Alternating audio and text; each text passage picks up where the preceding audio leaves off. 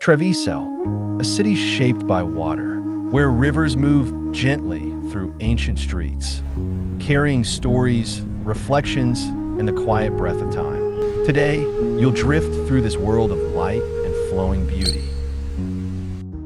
Ahead of us now stands Castello Fortunato, a building whose appearance recalls ancient medieval fortifications.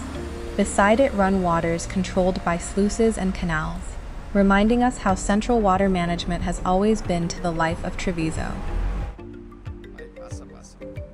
In Treviso, rivers were never merely natural waterways. They were defenses, sources of energy, and strategic connections linking the city to the surrounding territory. Wildlife also finds its place here.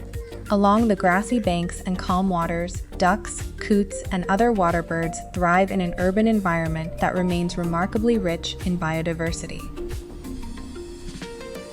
Gradually, one of Treviso's most iconic locations comes into view, Ponte Dante.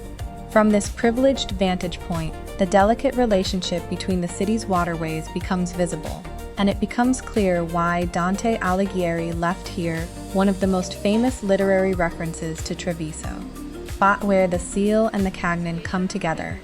On the bridge stands the monument dedicated to the supreme poet, recalling the verse from Paradiso that made this place immortal. With these words, Dante evoked the meeting of the waters that define the city's identity.